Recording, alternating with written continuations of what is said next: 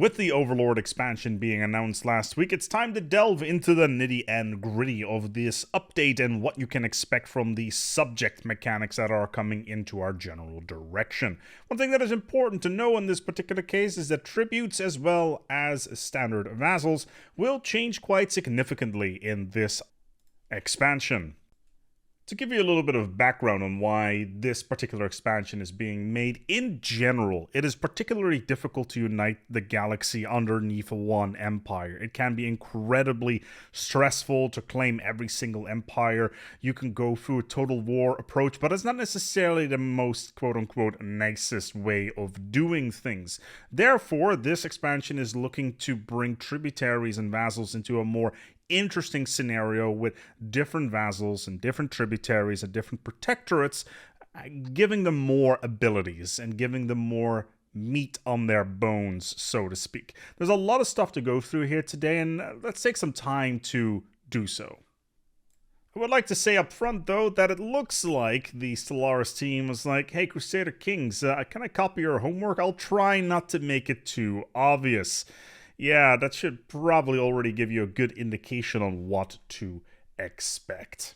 So at the core of this expansion is the negotiation system. Essentially, once you've claimed another species to be your vassal or tributary, you go into the negotiation phase. Now, in some cases, you will probably be able to force your hand and basically tell them what you are now doing. However, generally, let's say that you've vassalized a secondary species on the side and like, you know what, come and join us. Kind of like how feudal empires work, so to speak. And what you can then do is go into the aforementioned negotiation phase. So what can you actually negotiate with an outer empire? Well, first of all, can a subject be integrated? Integration, as for those of you who don't use it very often, I most definitely do not, is essentially integrating another empire into yours completely, which usually means that your empire will completely crash and burn due to the subsequent AI economy completely going tits up, which is not necessarily the best thing in the world. But you can turn it on or turn it off based on the contract that you have with another empire.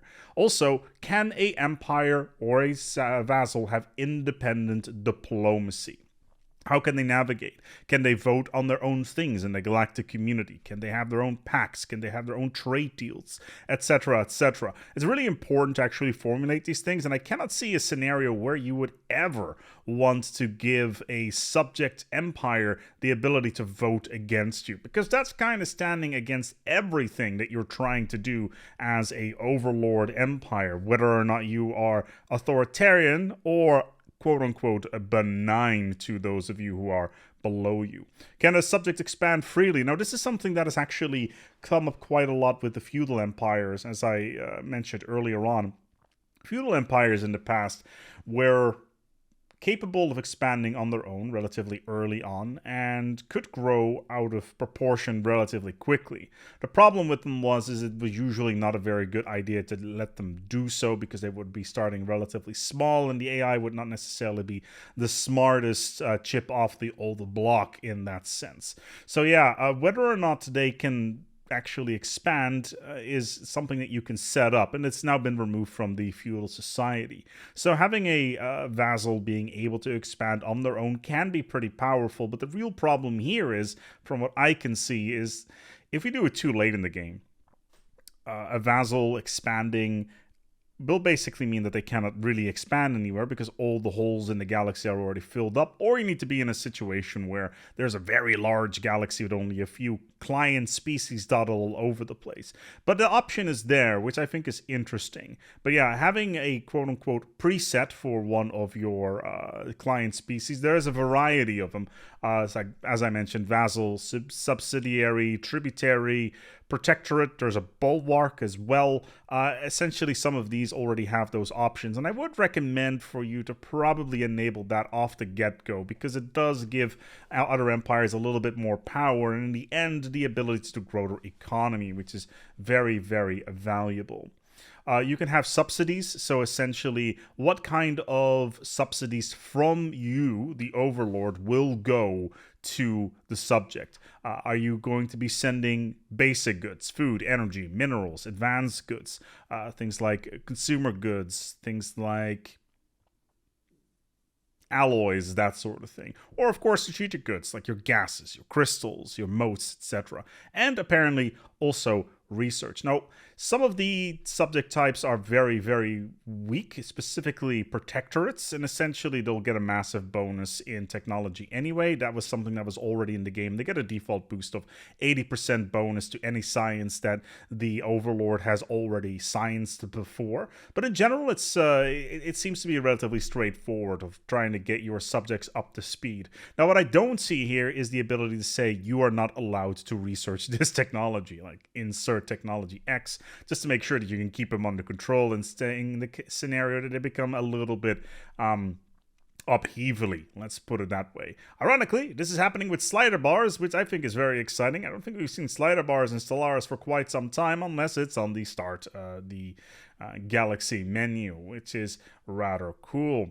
Also, can overlords and subjects be drawn in each other's wars? I would hope so in some scenarios, but sometimes some vassals, you don't want them having in your wars because they're weak, and if they die, then, you'll lose some of your income. This is something that you probably want to avoid.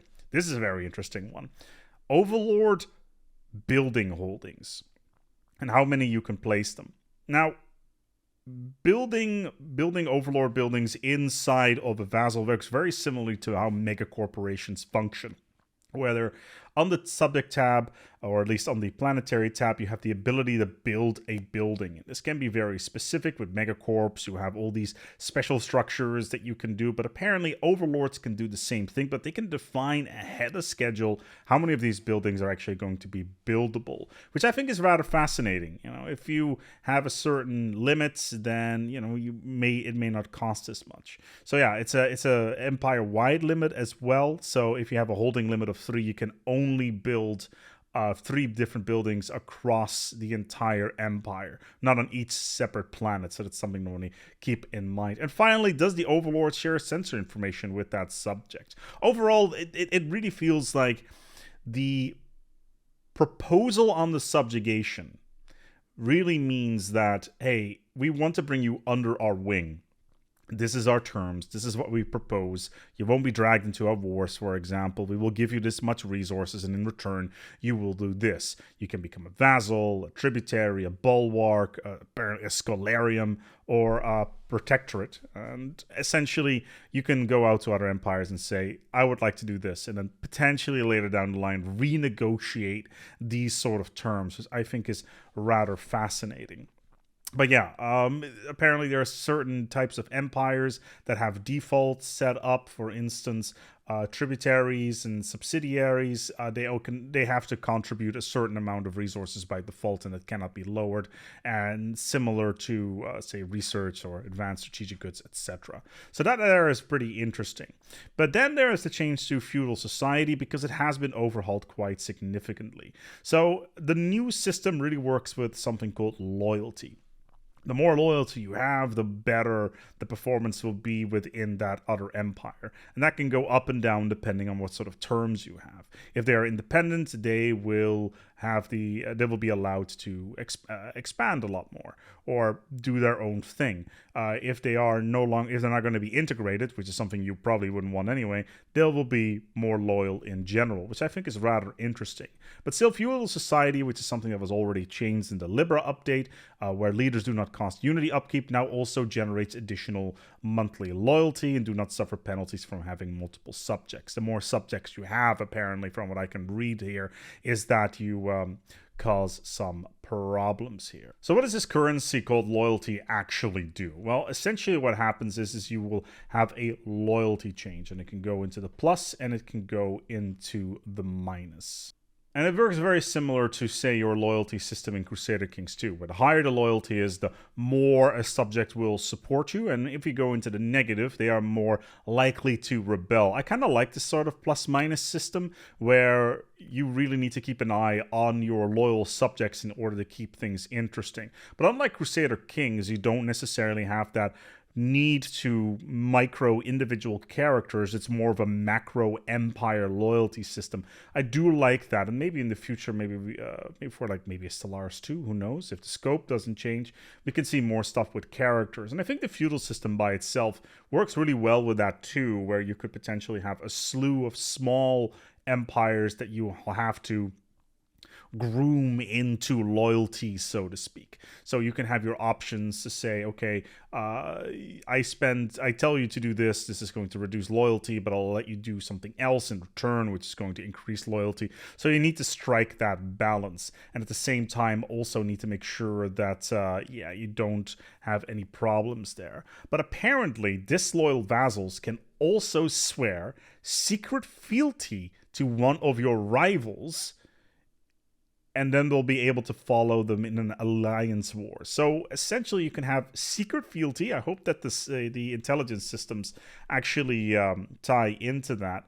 What you can have there is that if a empire has done a secret pledge of fealty, you can essentially say, hey, if you go to war, we will join you in this particular attack, and then we'll join you later on. So you have this balance between these large empires, these large domains, with smaller sub-empires, and I kind of wish that sectors worked in this way as well. It does make a lot of sense that sectors would work in this sort of functionality, which is a bit of a shame that is not the case right now, which is unfortunate.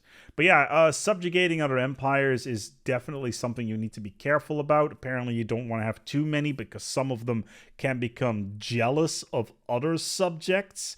And that one is rather interesting. Apparently there's a modifier called divided patronage, where essentially all the loyalty in your empire will be reduced because of the amount of vassals you have. If you're familiar with Crusader Kings, it's called a domain limit over there. So it's rather cool that they're trying to do this sort of thing.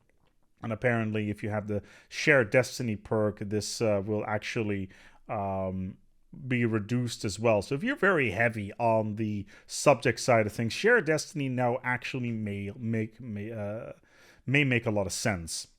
Then there's Overlord Holdings. We already talked about that.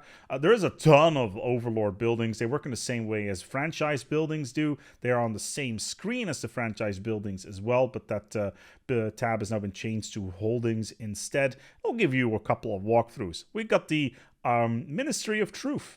Yeah, it gives you additional jobs on the planet. It's an Overlord propagandist, and essentially it increases the influence of the Overlord on that planet. But also, of course, has a upkeep cost. The Material Ministry, which apparently reduces the income of minerals to the subject, but it will give 3 additional minerals for the Overlord. And the same thing goes for Metallurgists.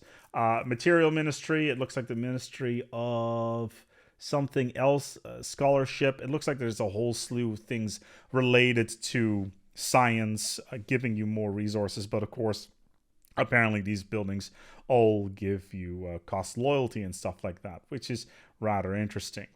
Aid Agency, which increases aid workers and increases loyalty on that planet, which is really nice. The Ministry of Energy, which probably works in the same way. The Splinter Hive, which it looks like it's a hive mind sort of approach, which spawns something called an Overlord Breeder, which turns subject food into 2 pop assembly for the Overlord's capital. Yeah. Get ready to generate a lot of pops this way. That is a fascinating little approach. Apparently there's also a bunch of holdings that are being added to civics and origins, like the Noble Chateau. It doesn't say if it's locked to anything. It's actually one of the aristocracy elite civics that allows you to do that, and apparently it reduces the loyalty change by -1, and it increases stability but also decreases amenities. Whether or not you will want to build them is a whole different question, but yeah. The Communal Housing Outreach, which is from Shared Burdens, which improves housing, amenities, and egalitarian ethics attraction.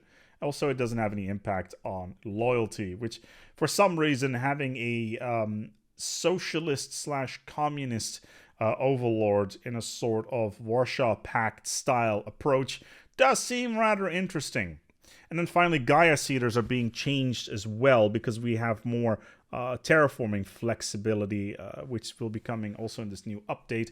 Essentially, it will allow you to improve habitability on worlds quite significantly, and also increase loyalty on those worlds too. And this is a building that you can then build on a Vassal's world, which I think is really cool. Like, you know, spreading the ability of your civics as well as origins and place them on other worlds. I think that's very, very interesting. Apparently there's over 20 different holdings, and I'm looking forward to go through all of them. And there's quite a lot of stuff to go through once that expansion drops for Overlord. In general, though, how do I feel about this? I think overall the system seems very powerful.